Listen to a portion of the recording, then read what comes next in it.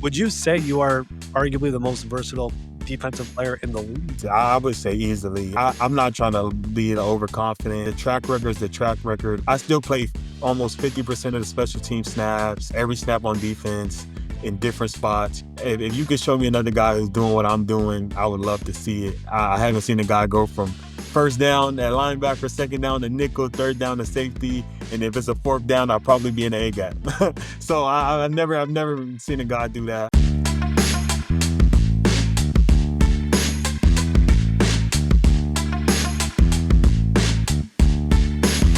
Welcome in. It is the Tuesday, July 29 edition of the NFL Spotlight Show. I am your host, Ari Meirov. It is a Tuesday. That means we have a special Spotlight guest of the week, and we are going back to the players, and this is a special one. We will be joined by Minnesota Vikings do everything safety Josh Metellus, who just over the weekend signed a very, very well-deserved 3-year extension worth $36 million up to $42 million. And this is somebody who has been underrated here the last couple of years, playing over 2,000 snaps the last 2 years. But what makes him more impressive is he plays all over the field: safety, outside cornerback, slot cornerback, linebacker, defensive line. He is all over the place, and his story is what makes it even more incredible. Going from a 6th-round pick as a rookie in the COVID year to getting cut in his rookie year, to working his way back, becoming a special teamer, and then becoming a full-time starter with Brian Flores in his defense. One note, we did record this just before he signed his extension. We knew that it was going to happen eventually, but he got a very, very well-deserved payday, and we discussed his entire journey for over 30 minutes here on the show. It's a fascinating one, and it's a name more people, more fans need to get to know, because he is truly one of the underrated players here in the NFL. So here it is, my full 30-plus minute discussion with Viking safety Josh Metellus. Joining us today here on NFL Spotlight, he is a former 6th-round pick out of Michigan who is now going into his 6th NFL season, all with the Minnesota Vikings. He's a captain, a leader, and one of the most underrated defensive players we have in the NFL today. It is Joshua Metellus. Josh, what's up, man? How's everything going? Oh, thank you for having me, Ari. I'm doing great. Getting ready to get back to ball next week. So time is definitely flying, but things are going great, man. Had a nice summer, and I'm just excited to get back with the guys. I love it. Training camp is around the corner. That's when you smell the grass. Football is basically back here in the NFL. All 32 teams will be in the building. And it's an honor to have you here on the show because, like I said, you've been one of the most, underappreciated players in the NFL, at least nationally. You do so much for this Minnesota Vikings team, and you've become a leader, like I said, for one of the most aggressive defenses in football. But what we like doing here on the NFL Spotlight Show is going through people's journeys and their paths and how they got to this point. And before the NFL, before Michigan, it all started in South Florida for you. And let's go back to that beginning because you're the oldest of 6 children. You were raised by a single mother. What was, I guess, the responsibility like for you growing up, and how did it shape up your mindset as a sibling and now eventually as a husband, a dad, and even a leader on the field? Yeah, I would say, first off, shout out to my mom. Like I said, I was raised in a single mom household. She was a big part of, who I am today. The man I grew to become throughout the years of my life. But yeah, I grew up in Miami, Florida. We all know Miami. We see the stuff we see on TV, South Beach lights. But, I'm more of an inner city kid. Didn't grow up around the beach, but I grew up in a fast life. I had to take on a lot of responsibility early. Just having siblings, being the oldest one, it kind of just falls in your lap. So helping my mom out any way I could, and when you see somebody who loves you, and you see how hard they work for you, it makes you want to help. So I just always tried to help my mom, and she honestly was a big reason why football worked out for me, because she once she seen how much I love football, she gave me the opportunity to put everything I had into it, and whatever she had to do, work extra, get another job, whatever she had to do to make sure I could play football and get to practice and train as hard as I wanted to, she was doing. And that led me up into high school. And then I would say once I kind of got to high school, it was more where I had to figure out, you know, this mental and this mindset that I have has to be the one to take me, and I can't, rely on my mom for everything. And then obviously I went to Michigan, so definitely wasn't close to home. And that's where I would say that transition from high school to Michigan was when I really found myself. And it took a couple years, but I found myself in college. Went through some ups and downs in college, but that foundation that my mom built in me, that hard work and nature never left me. And I was able to power through it and get to my dream. And I'm living my dream right now. But big thanks to just the life I had. It wasn't easy. It was hard, but it definitely made me who I am today, and I wouldn't take anything back. Let's backtrack for a second because you mentioned how your mom was all in on you loving football and making it into who you are today. But in high school, you didn't play just football. You also ran track. You were a wrestler as well. Was football always the goal for you, or did you ever consider pursuing those sports, or was it always football for you? No, I'm a big school guy. I always thought I would be a lawyer. That was my first dream in terms of just a profession. I don't know why. If I tell you the story, it's honestly kind of silly. But I was like long story short, I was in a school play in kindergarten, and it was a judge and there was a lawyer, and I was the judge, but I really wanted to be the lawyer. So I told myself I'm gonna be a lawyer growing up, and I'm hard headed, so I stuck with that. And I don't think football, like, I mean, obviously I loved it, but I don't think a dream like manifested for me until high school. You playing in South Florida, you playing with, I consider the best of the best in the country. So I started to, oh, I guess I am, pretty good. Like I thought, I guess, I have 4 or 5 star teammates, but I'm holding my own with them. So I guess I can maybe do this. And I got my first offer going into my senior year. I think it was like it might have been the end of my junior year, like March, right before the school year ended. I got my first offer from Georgia Southern, and that's when I was like, all right, like, this is a possibility. I had up until that point, I had academic scholarships to every school in Florida. Um, I think I had those since middle school.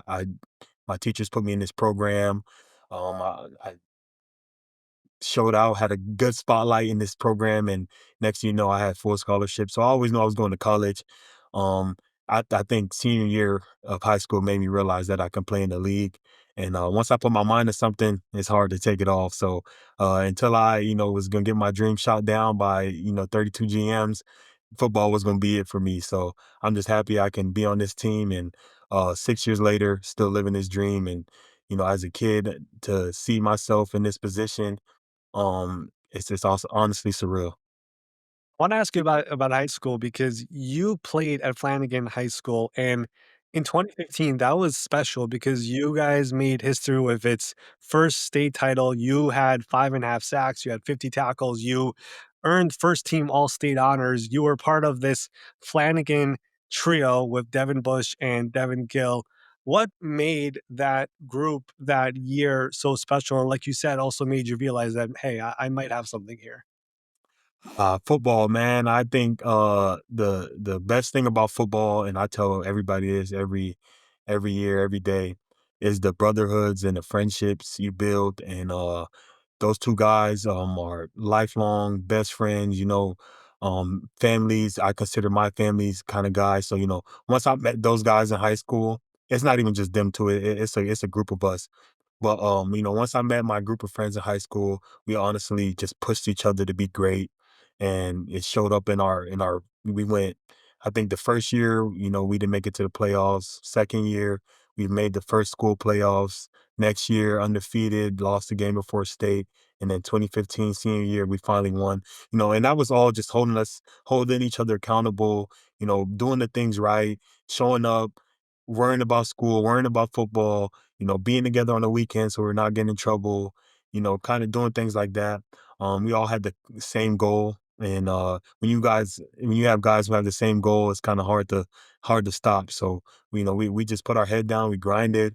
Those guys, we went from Flanagan to Michigan, and that was a big change. But having each other, especially we all played defense too. So we slept in the rooms together. We had same dorms, same apartments. We went to class together, and we played football together. So it honestly felt like home, even though we were in Michigan.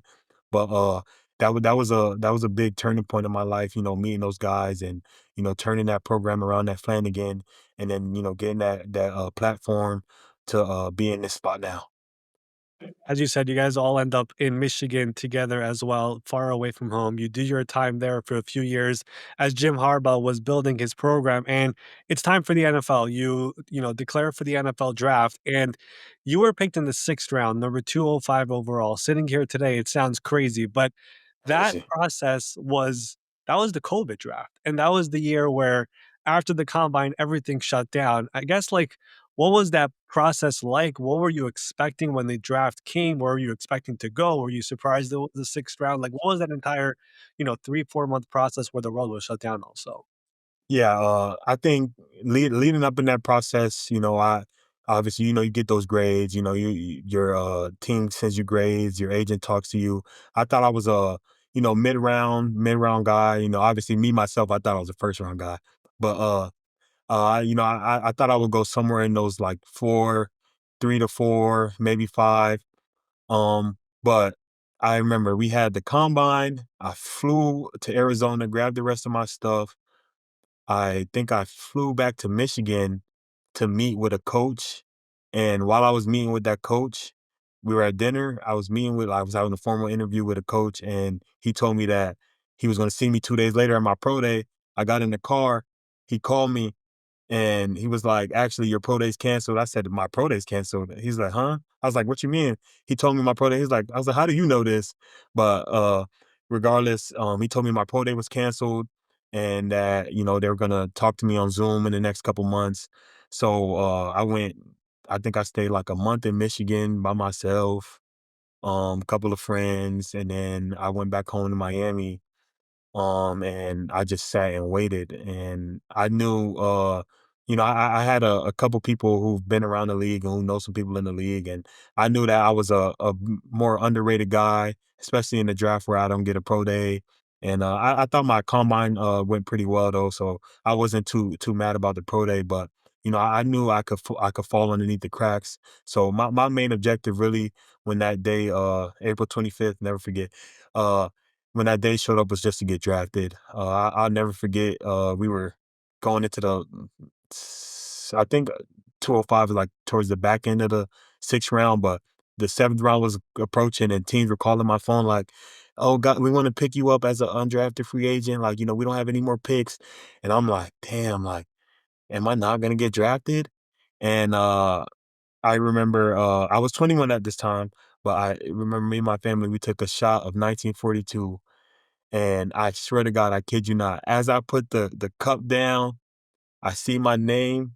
I mean, not my name. I see Minnesota up, pick 205, and I get a phone call. As soon as I put my cup down, I get a phone call from Minnesota, and I look. I'm like, "Is this for me?" Sure enough, it is. I think another team tried to draft me too, at that same time, because I declined a call from, I forget what the team was before, but it was the same area code that I declined because I was on the phone with Minnesota, so I was like, I can't take this call. But I think the team was gonna draft me after, actually. But I mean, I didn't know I was going to Minnesota. I didn't talk to him much. I think I talked to the assistant DB coach at the time once, maybe twice. He was a South Florida guy. He was a Florida guy, so he knew about me. But I definitely didn't think I was going to Minnesota. I didn't know where I was gonna go. I think I had like interest from Raiders, Cowboys. That's all I could think of at the top of my head. But I just wanted to play. I just knew if I had a chance to make a team, that I was gonna make a team. And I knew COVID. I didn't honestly didn't know we were gonna play that year, and we end up playing. But I just knew once I got on the team that I was gonna make my presence felt, and that's all I could I say about that. I think that was the year the Vikings had, I'm not even kidding, like 20 draft picks. They picked a Yeah, lot we of had players. 16. Yeah, it It was was an like insane 16. It was amount. crazy. It was crazy. I think in the set, I was a pick 205.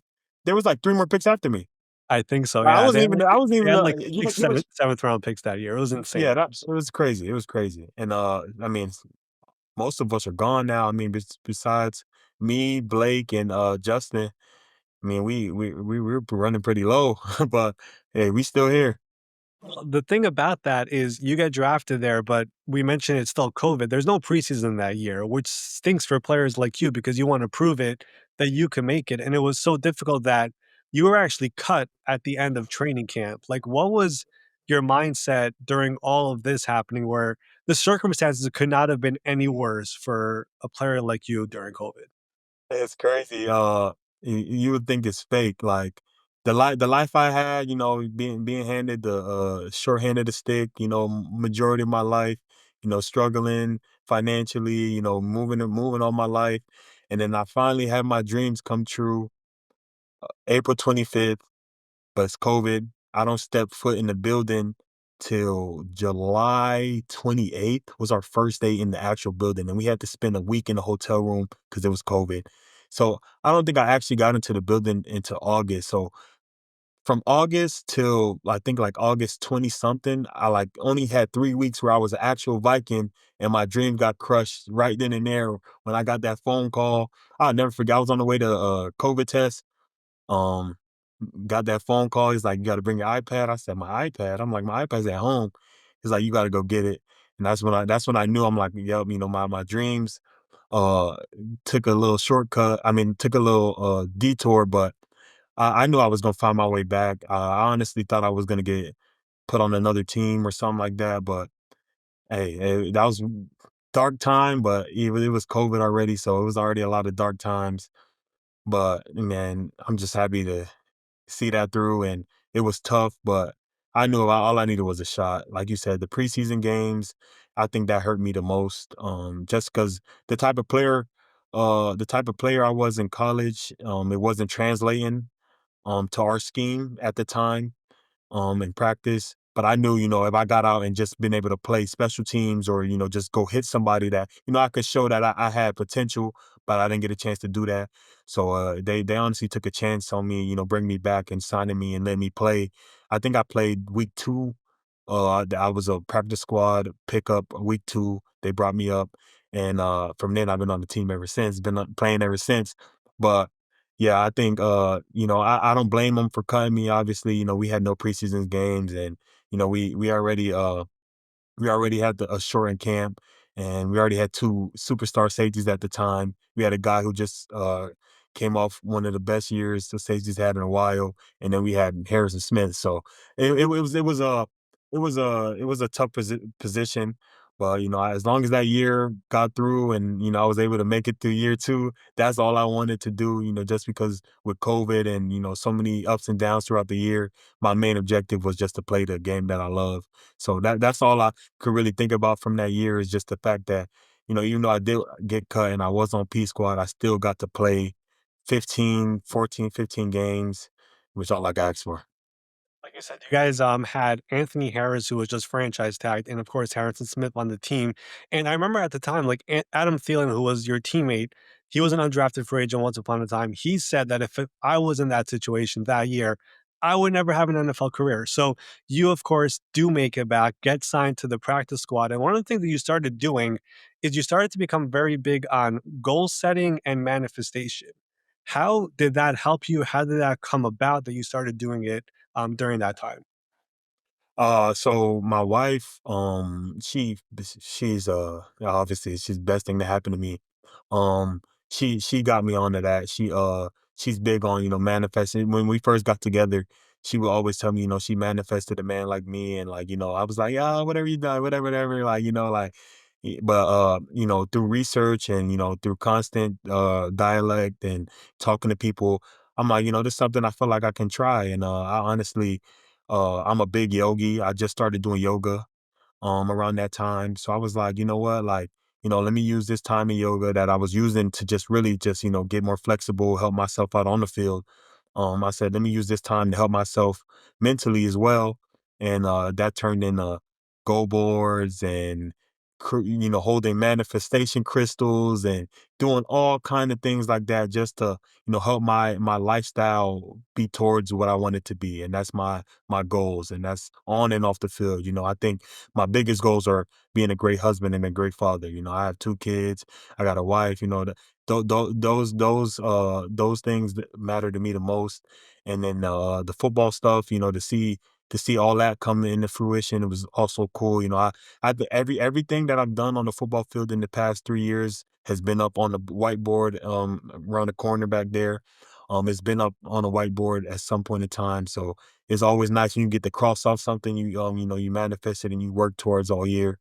Um, but yeah, if I could tell somebody anything, I would tell them to start manifesting wherever they want to be in their life. Start thinking about that now, because it does play a big difference. Can I ask you what were some of the goals you put on that board during this time when you were a practice squad player and, a 52, 53 player on the roster? First goal was to make the team. That was always number one goal. My first 4 years in the league, was to make the team. Just because I know what it felt like to not make that first 53 cut. So that was always the first goal. The next goal was to either be at the time was Pro Bowl special team player or Pro Bowl defensive player, whatever came first. And then the next was to sign a second contract. I that was a big thing on my board, because when I first started the board, I think I was going into year 3. And you go into year 3, you're like, all right, if I play good here, maybe I can get an extension. You got guys like Justin Jefferson in your class, so who probably should get the extension first. But I'm like, maybe they like me enough, that they want to extend me. And going into my 4th year, all I had on the board was sign a new contract, play the best year of football I ever played in my life. And obviously throughout the year, I added, like, like weekly goals, like I'm gonna get this many tackles, this many picks, this four forced fumbles, whatever. But those were the two main goals that I had pretty much for about a year and a half. Like from my 3rd year all the way through, I was like, I need to sign a second contract, and I need to either find some way to, put my name out there. I had to find a way to level up and make my name in this league. And I think once I did that, I mean, I'm still doing that, but like once I had that on the board, it kind of got my mindset in this right track and this right way. And then I've never looked back since. I keep everything personal. Any goal, it could be whether it's just going to jog, I'll put it up on the board, or I'll write it down somewhere, just to keep myself in that right train of thought and right mindset. Well, you go from practice squad player to fringe roster guy to elite special teamer to eventually becoming a full-time starter. And that's really when your career started taking off, is when Brian Flores was hired as the defensive coordinator under Kevin O'Connell. What has Brian meant to you? Because recently he said Josh is as valuable a player as we have on this entire roster. That's like a big deal for someone Yeah. to say that. What has he meant to your career, your development, him empowering you to become what you've become? A lot, man. I think a coach who can show he can trust you and believe in you, and hold you to a high standard, but not diminish you as a person or as a player. I think that's as good as they come. Obviously, between Questy and KO, they knew exactly the type of guy they wanted running this defense, and they brought in the perfect guy for that. And I think for me specifically, just the I don't even think it's just the, like, being able to. I think the fact that he just allows me to go out there and just play ball. Like, he didn't draft me, he didn't recruit me, anything. But for him to, be able to just say, Josh, go play middle linebacker, or go play nickel corner, go play on the D line, go set this edge on the 300, all pro tackle, like, it's just, it does something to my confidence. He obviously sees something in me. And I see it in myself, but to have, your defensive coordinator have that trust and be able to say those things to you and to the media, to anybody he talks to, he'll speak the same way no matter, where he is. I think that's the biggest thing, just that trust and that relationship we built. over these past 3 years. I think that's the biggest thing I can say that's helped me. And the biggest thing I love about Flo is just the guy he is, and off the field, he's that type of guy who, you want to go have a drink with, you want to go, kick it with, and then on the field, you want to talk to him about football because he knows a lot. So he's just been amazing, for this organization, not even just me, just the young guys. I think the young guys benefit a lot, having a coach who won't, lie to you, sugarcoat it, try to tell you something what this league is not really about. He'll tell you to you straight. And, not everybody likes that, but me specific, I love that. I want to get better. And if my coach is telling me something I need to get better at, he probably knows that. So This is why you're so special and underrated and underappreciated, and more fans should get to know your name, and why you're going to get a third contract very soon. You, like you said, you line up all over the field: linebacker, slot corner, safety, um, defensive line, out wide against the top receivers. Like, you do everything. Byron Murphy even said like you could play every single position on defense if they need you to, which is again a big deal for someone to say. How do you again approach a role that asks you that much, and how in the world do you even prepare week to week when you could be anywhere on the field? man, it started as a young guy in this league, not getting opportunities. What people don't know is I think when Zimmer was here, I think we played Chicago Bears, and it was the last game of the season. We had a bunch of people hurt. We still dealing with COVID, and I think they kind of knew they were getting fired, kind of thing. It just it was that end of the season where the season was over with. We didn't make the playoffs. We had a bunch of guys hurt, and it was just whoever's on the 53-man roster. You're gonna be out there playing. And I actually started at nickel that game, and this was like year 2. And it wasn't a big start. I didn't play more than 30 snaps, but when we did run nickel packages, I was in that nickel. And that was the first time I was like, okay, I played a little bit of different positions in college, but I was like, okay, I guess I can, move around. So then every year after that, all the coaching points I would hear from the corners to the linebackers to the D line, I would act like they were talking to me. And it just so happened to pay off that when Flo got here and he asked me to move around so much, I was like, I kind of already been listening too much to stuff that didn't apply to me anyways, because I wasn't playing, I was only playing special teams. So it was easy for me to look at Eric Kendricks and, see what he was doing, and then go ask him, like, why'd you do that? Or go talk to Anthony Barr and be like, why'd you rush him like that? Talk to Tutu. Oh, why'd you play it like that? So over the years, just being a football guy, I just picked up things from different positions, just being in defensive rooms, seeing a bunch of different defenses. I've had 3 defense coordinators, so I've seen different defenses played in different ways. And, I love football, so I took it upon myself to learn more than just my position. And when Flo came and he told me, for first thing I talked to Flo about when I first walked into his office to introduce myself, he showed me a board that he had. And he like started pointing out all these spots, like, I think you could play here, maybe you can do this one, but obviously I have to win the spot. But he was showing me all these different places I could play. And I was like, I'm just learning the whole playbook. And lo and behold, we go to week 1 and he shows the plays, and I'm like, "Oh, I'm lining up at nickel. I'm lining up at linebacker. Like, this is kind of weird. Like, where's the plays where I'm at safety? It weren't none. So I was like, this is something, if I want to play, I have to get used to it. So it took a lot more. I'm a morning guy, so I wake up 4:35 in the morning. So I'm first thing going straight to work, sauna, film room, making sure that when I do get out on the field, that I can execute, so that way he does trust me.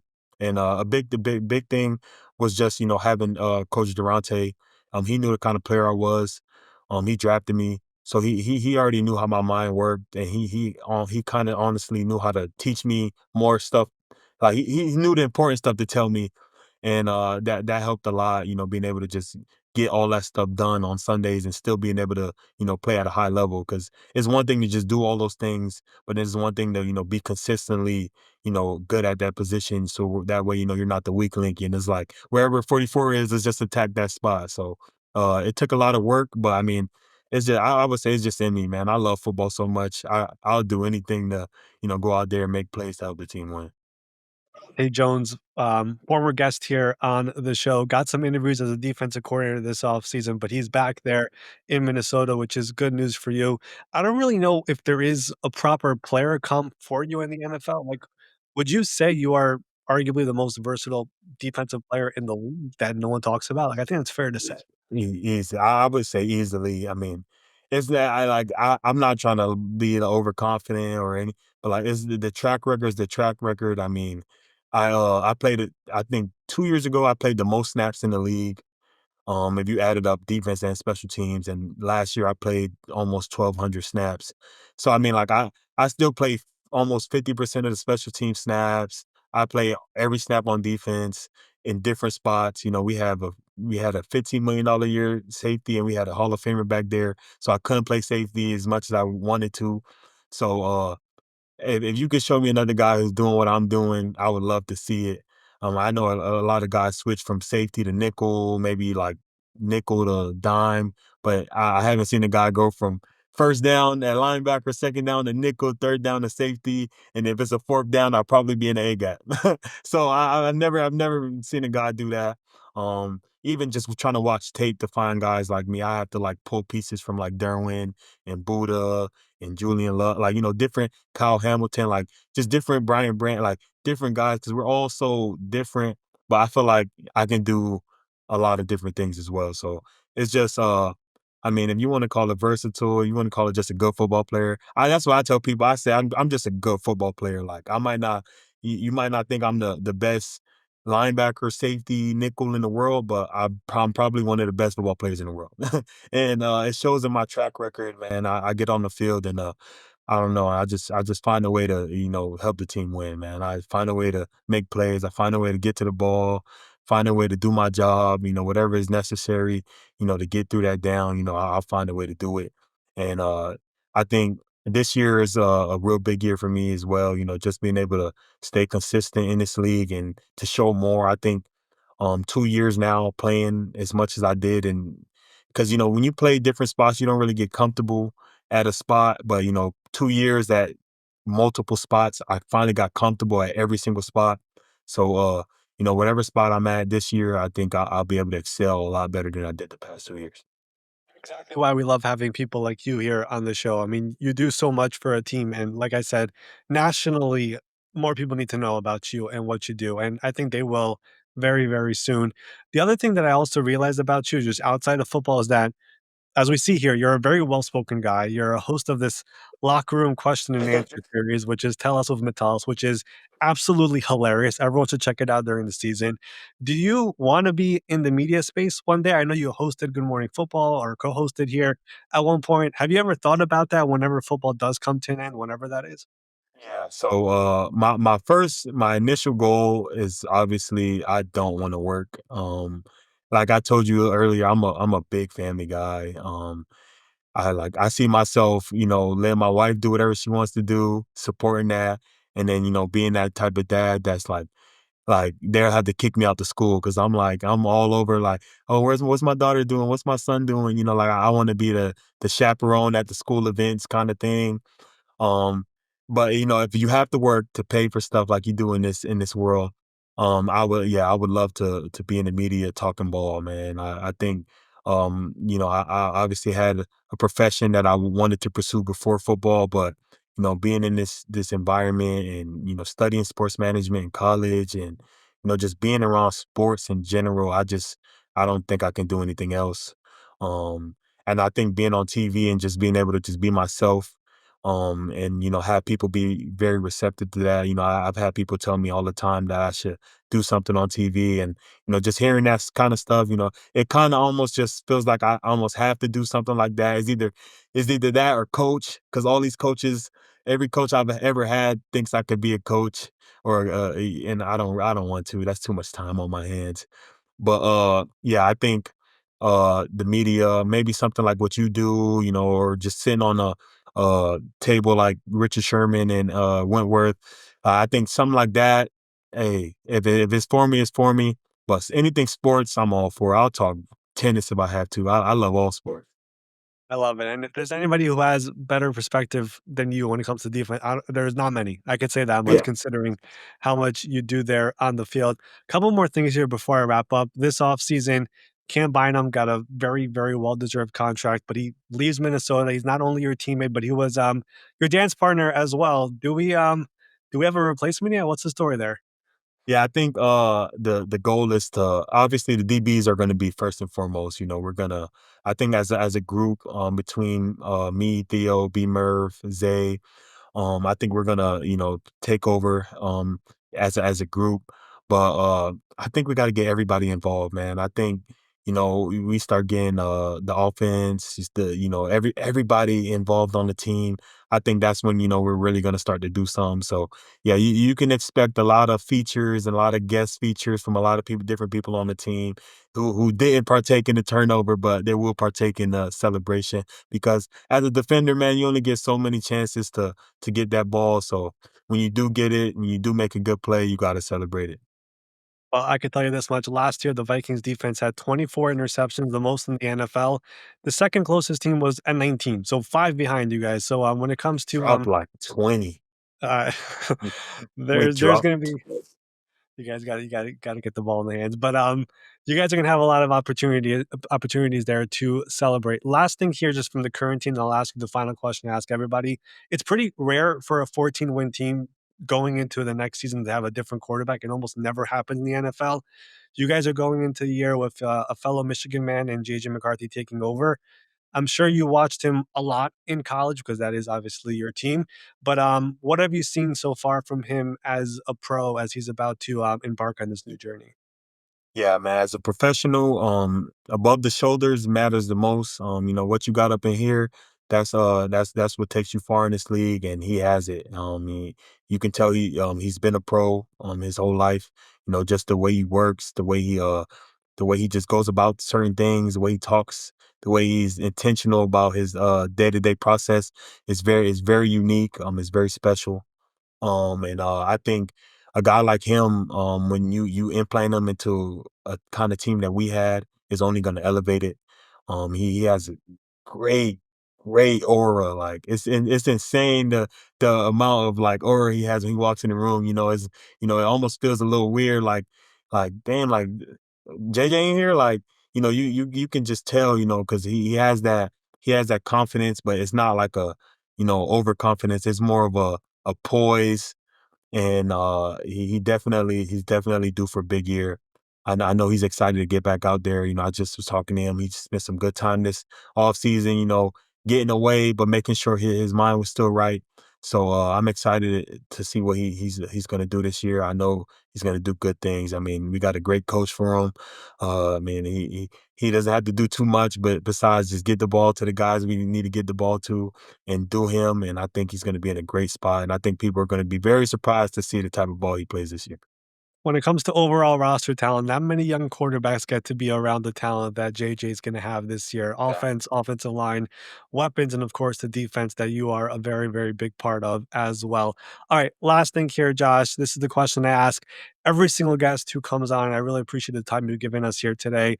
This is the NFL Spotlight Show. We love spotlighting people like you who deserve more recognition. You could pick player, coach, executive, trainer, whatever you want. Who do you think should be here in your seat here in the future? I'm gonna go with one of my new teammates. I'm gonna go with Isaiah Rodgers. I don't know, man. I obviously haven't got a chance to play with him yet, but it's something about him. Something about him. When he first walked in the room, you just kind of tell like, yeah, this guy's gonna be good for us, and I think he's gonna have a great year, and hopefully this year, next time, we'll be talking about the year he had, and I think he's a guy who definitely should be on people's radar as a guy who's up and coming, and a guy who's gonna make his name stamped in this league. Obviously people know about him, but I think he's gonna prove his point this year as where he should be talked about in those corner conversations. But yeah, I think between him and Murph, and the rest of our guys, man, we got a young room, but we got a lot of feistiness. And we got a lot of dogs in there, so it's gonna be a fun year. And I'm excited for to be here with us. Isaiah, a very sneaky addition there in for ANC, Very coming off a sure. Super Bowl win of his own in Philadelphia. He's going to try to bring that now to Minnesota with all of you guys there on defense. Josh, I want to thank you for coming on here, talking about your career, the path, the journey, the ups, the downs, the where you are today. It's inspirational, it's incredible, and wishing you much success here this upcoming season because I have a feeling it's going to be a pretty special one. Thank you, Ari. Thanks for having me. Special thanks to Viking safety Josh Metellus for being our spotlight guest of the week. What a story, what a career so far, and good for him getting that very well deserved extension here over the weekend. I don't know if everybody saw the clips, but Brian Flores, defensive coordinator, head coach, Kevin O'Connell, Gianquetti Fomenza, they all spoke this week after the extension, and they were just glowing in praise of just how important Josh Metellus is on the field, off the field, in the locker room, everything he does. He's an incredible player, has become a captain, and they were really, really happy that he is now extended. And again, he is the perfect type of guest that we are looking for here on the show. Somebody underrated, underappreciated, who deserves more of a spotlight, and he definitely deserves one, and he has become a vital part of that Vikings defense. Stick around over here for the back end of the show because we did something fun with Josh and Ben Allen here about some rejected questions. But we will be back here tomorrow talking more about the NFL. We had a big extension in Denver with Cortland Sutton, and there are ripple effects of Terry McLaurin with that one. We will discuss that on tomorrow's show. But that will do it here for our Thursday, July 29th edition. We will see you all here tomorrow and enjoy this rejected questions with Ben and Josh. This is the rejected questions segments. These are all of the questions Ari didn't want to ask. I like to be a little bit ridiculous with some of these things, so I'm going to go ahead and start off. You don't have to plead the fifth on some of these, but if you do, I won't hate you for it. So, Okay, sounds good. we're gonna do a layup here to start off with. So, obviously, you, the team, the defense, all the dances, you guys have it down pat. You guys have got Parent Trap, White Chicks, but you kind of dabble a little bit with some Disney Channel. So, I got to ask you, how much Disney Channel do you consume every single week to be ready for Sunday so you guys can have your dances ready? You would think I'm crazy because for one, I was a big Disney Channel kid, like big. Like I genuinely believe like the era I had as a kid when TV was like probably at its best. Like, we didn't have anything else but TV. So, that's all, these producers and people had to put their money in, they had their time to just put in the TV. So we had a lot of good shows and movies growing up on Disney. And when I met my wife, she's super big on Disney. So it's kind of just in our household. And then when I met Cam, I felt like me and Cam literally lived the same exact lives, just on different sides of the country. Like the way he grew up versus the way I grew up, the stuff we like, the type of careers, players we had to always be the underdog, prove ourselves. We always and we always bonded over Disney. And when he came up to me with the Parent Trap, I was like, you don't understand, like Parent Trap, that's me and that's me and my wife's movie. Like you saying I'm like, do you understand? Like, this is my movie. He's like, no, this is my movie. And I'm like, that's from that point on, I'm like, yeah, we're big Disney guys. We got to add all the Disney stuff. So every time we go to talk about the celebrations, it was all like, all right, what you got? And I'll throw out three Disney movies that I'm like, I have to do this. Like, I learned this as a kid. Like, there's no way I'm not doing this. And he'll throw out three Disney movies. I'm like, oh, we can't keep going Disney. But then the people like it though. So we kept going. And we had a couple more too that we never got to do. I'm sure he still has to practice videos and stuff, but hopefully I beat him to it.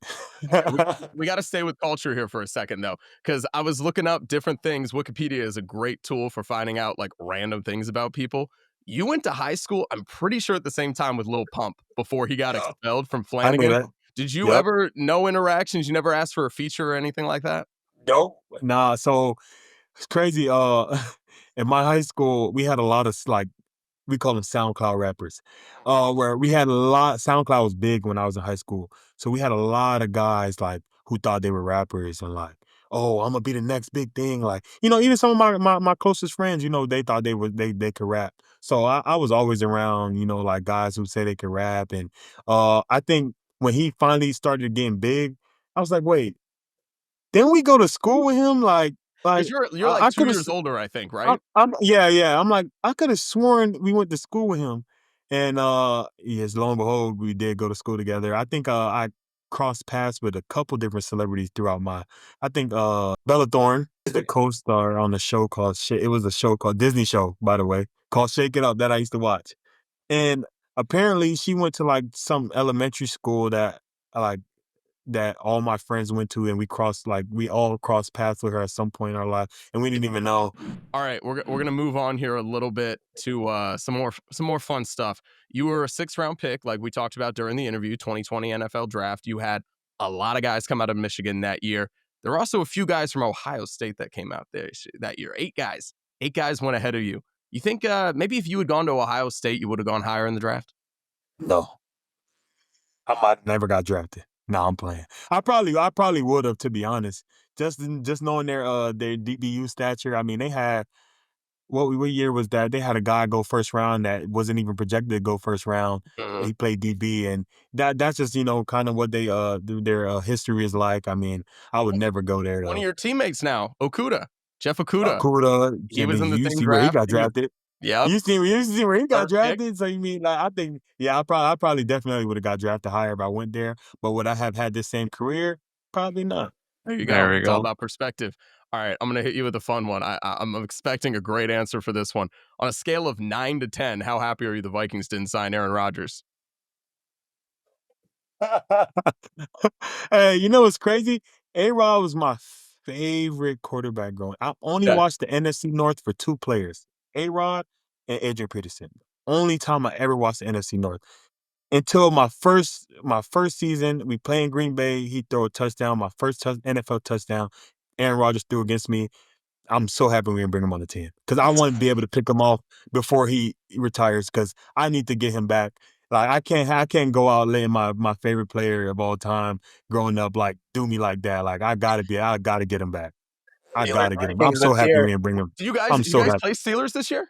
Yeah, Yes, overseas, Dublin, baby. baby. We got the opportunity here. We're lining you up for this now. Lining you up for this, Josh. All right. I let BZ do it last year, but it's my turn That's this year. kind of you. That's a really nice teammate. That's a really nice teammate. All right. And we got to talk about one more thing before we get out of here because you're up there in Minnesota. I know you're a sports guy. You like to go out to some basketball games. Maybe sometimes you get a little bit of rowdy there when you're watching some games. I don't know exactly the details here, but I know you were at a playoff game against the Thunder and you got a nice little card. You got a warning card Yup. on the side Yup. while you were watching the game. What Listen, the I hell were didn't. you telling SGA and the rest of the Thunder's players that got you a warning card that I assume you're going to probably put on the wall somewhere? I didn't say anything I wouldn't say on the football field. I didn't say anything that I wouldn't say on the football field. Everything I said was completely within right of the football field because I've never gotten fined for anything I said. Mhm. It just so happened, I said it at the wrong time. It wasn't nothing crazy, but hey, it happened. It happened. So you said you weren't going to take SGA's head off or something like that? It wasn't towards him. Mhm. I couldn't disrespect the MVP. That's true. That's true. But were It there was any it Ohio was State guys out on the other side? it was a little bit of other stuff that was going on Mhm. that I had to let off my chest. And Mhm. they made it no fair. Like somebody was super rich next to me because they bought 2 courtside seats and didn't sit in them, and they weren't there the whole game. So I basically like had a whole row to myself.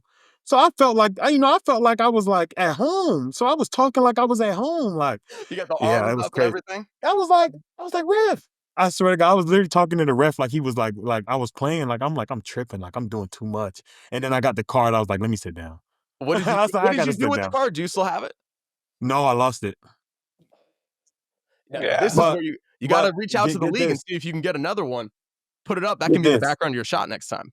They so people on social media was getting on the Timberwolves for like some like I guess they had a couple words they misspelled in the card. So the next following game, like literally 2 days later, I go to the next game, it's a whole different card. They come up to security, comes up to me and shows me and was like, "We got a whole different card because of what you posted, and that we got so much. We had to print out a whole new card, so I got to go get a new one now. Josh, I can't even keep that one." you answered every question. You're an honest gentleman. I appreciate you rolling with these. Thank you guys, man.